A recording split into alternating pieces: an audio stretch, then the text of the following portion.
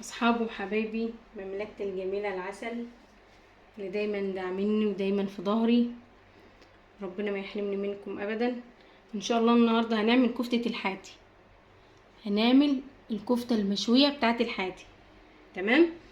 معانا هنا نص كيلو لحمة مفرومة، ومعانا هنا بصلتين مفرومين، ومعانا هنا البهارات بتاعتنا. معانا ملح، ومعانا هنا بهارات مشكلة، ومعانا هنا 7 بهارات، ومعانا هنا بهارات كفتة، ومعانا هنا البهارات لحمة. دي بهارات لحمة ودي 7 بهارات. تمام. هقول تاني: معانا ملح، ومعانا بهارات مشكلة، ومعانا بهارات لحمة، ومعانا بهارات كفتة، ومعانا 7 بهارات. ومعانا بقى التكاية الجميلة اللي بتخلي الكفتة ما تكشش معاكي: معلقة صغيرة بيكنج باودر. معلقة صغيرة بيكنج باودر دي بقى اللي ما بتخليش الكفتة تكش معاكي. هنجهز بقى معاكم دلوقتي. هنا معانا اللحمة اهيتي. هننزل طبعا بالبصل،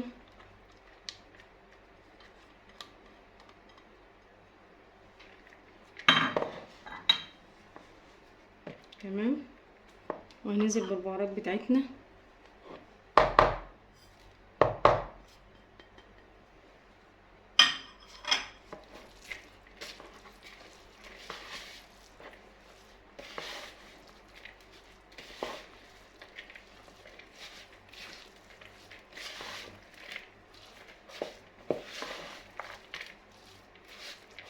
هنعجنها ونرجع لكم تاني.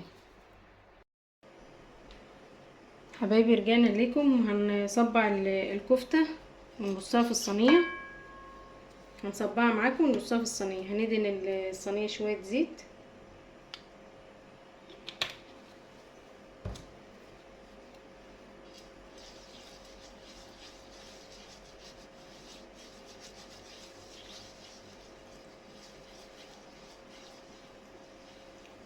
تمام كده.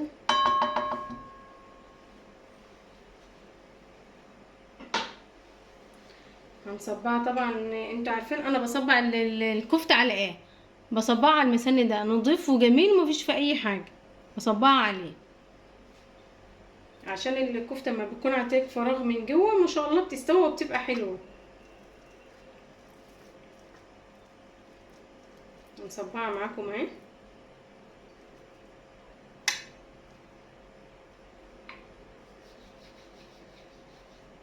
احنا بندهن الاول بتاع المسن ده شويه زيت عشان نعرف نصبع عليه. بسم الله.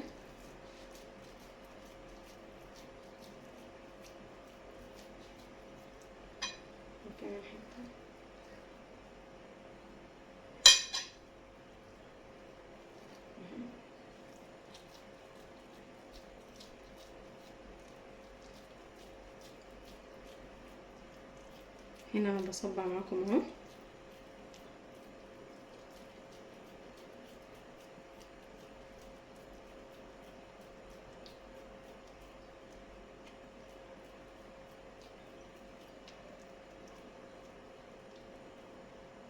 نظبطها وبسواها كده اهي. شايفينها؟ هنزل بقى بيها في الصينيه. بسم الله اهو. هنصبع كمان واحد معاكم. بسم الله.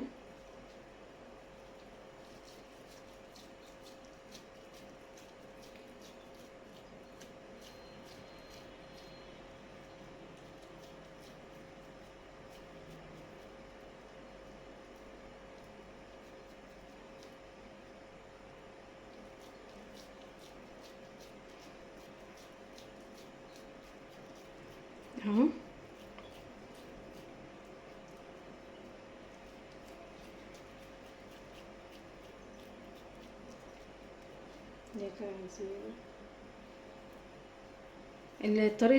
دي طريقة كفتة الحاتي بتاعت المطاعم، تبقى جميلة وحلو. وطبعا هما بيشوها على الفحم، وفي ناس طبعا ما عندهمش شوايه الفحم. هقول لكم برضو، هعمل لكم الطريقه دي، انا مش هشوها على الفحم عشان اقول لكم ايه هتشوها ازاي تدوكوا طعم الشوي. تمام. هكمل بقى بقيه الكفته وهرجع لكم تاني. حبايبي، ورجعنا لكم اهوت بعد ما صبعنا الكفته كلها. تمام كده اهي.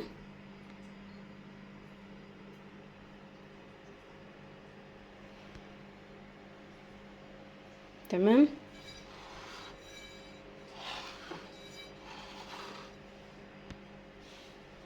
كده بقى هندخلها التلاجة ترتاح شوية، وبعد كده بقى ايه هنلفها بالورق الزبدة والورق الفويل، وهندخلها الميكروويف او الفرن، او ممكن على البوتاجاز على الهادي، مفيش مشكلة، اي حاجة بتظبط فيها. انا معاكم واحدة واحدة وهقول لكم على كل حاجة. هندخلها التلاجة بس دلوقتي ترتاح ونرجع لكم تاني. حبايبي عاملين ايه؟ حطينا الكفتة في التلاجة ارتاحت شوية، وبعد كده هنحطها بقى ايه على البوتاجاز. انا مش هحطها في الميكروويف، انا هوريكم طبعا عشان اللي ما عندوش ميكروويف. انا هحطها على البوتاجاز وهدي عليها، هحط لها شويه ميه صغيرين وهحطها على الهادي على البوتاجاز. تمام. وهنبقى مع بعض خطوه بخطوه. وطبعا عندنا هنا هنعمل رز بسمتي، اللي هو المفروض ده اعمل رز المشاوي. تمام. معانا هنا نص كيلو رز بسمتي، ومعانا هنا البهارات بتاعته هيتي.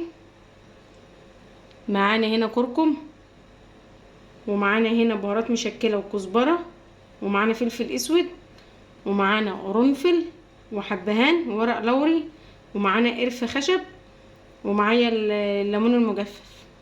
دي بهارات الرز البسمتي المشاوي. لا تقولي لا ده لا بصل ولا توم ولا فلفل ولا طماطم ولا كلام من ده. الرز البسمتي هو عباره عن بهارات، عشان كده هما بيسموه رز مبهر.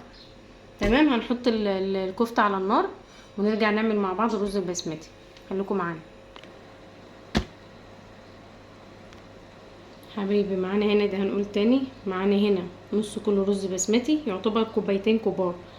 انا نقعهم ساعه، غسلاهم ومنقعهم ساعه ومصفياهم. تمام. ومعايا هنا البهارات هنقولها تاني. معانا كركم، ومعانا بهارات مشكله، ومعانا كزبره، ومعانا فلفل اسود، ومعايا هنا قرنفل 4 حبات قرنفل، ومعايا هنا 3 حبات حبهان، ومعايا هنا ورق لوري، ومعايا هنا قرفة خشب، ومعايا هنا ليمون مجفف. تمام كده. دي بهارات الرز البسمتي اهي، الرز المبهر. ومعانا هنا مرقه، معانا هنا المرقه اهي، مرقه شوربه اي حاجه. هنبدا بقى ونقول بسم الله.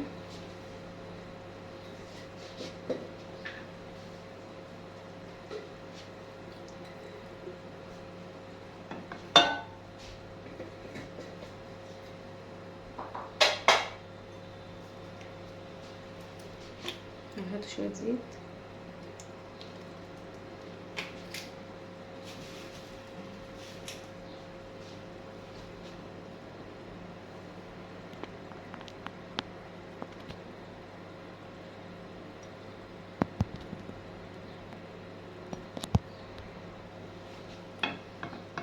هيسخنوا وهنزل بالبهارات بتاعتي.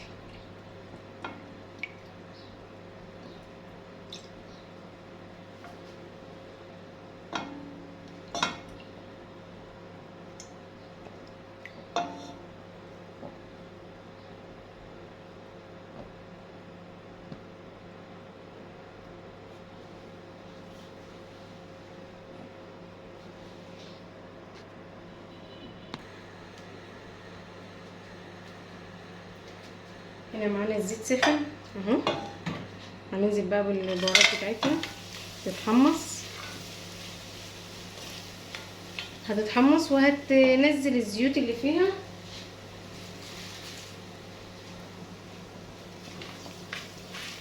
زي ما انتم شايفين كده.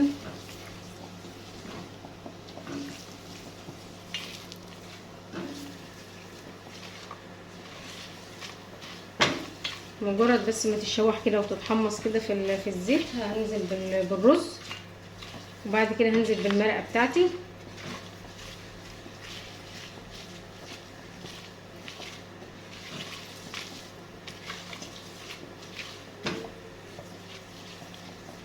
كده تمام. هنزل بقى بالرز بتاعي اهو.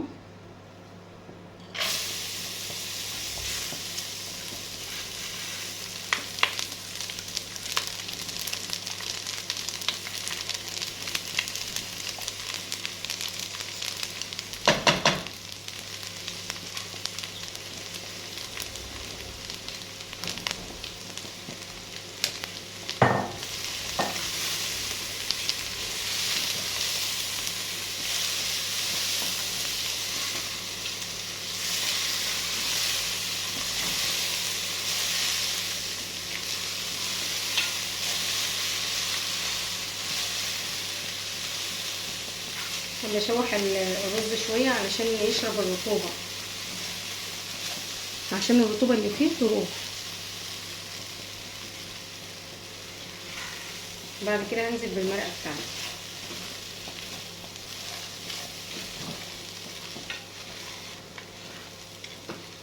زي ما انتم شايفين كده اهو.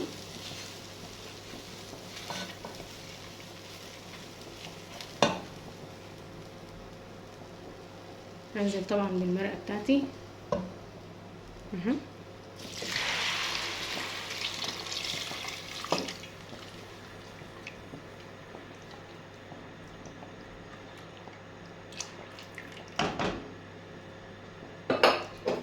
هظبط بقى الملح بتاعي.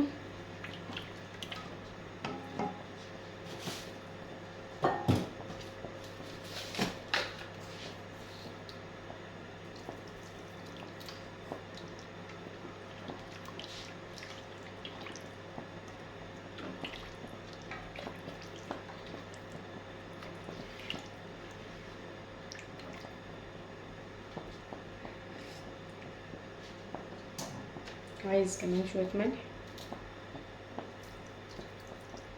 تمام قوي.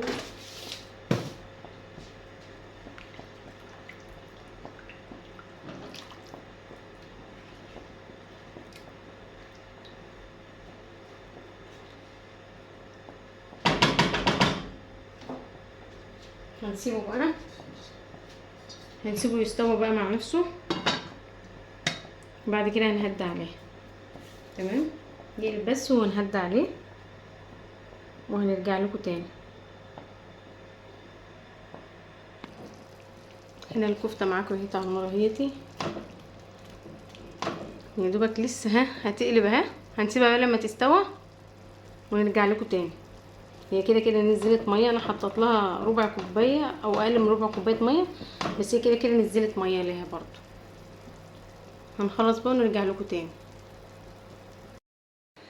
حبايب قلب الكفته قدامكم اهيتي. هنحط لها بقى حته الفحمايه بقى.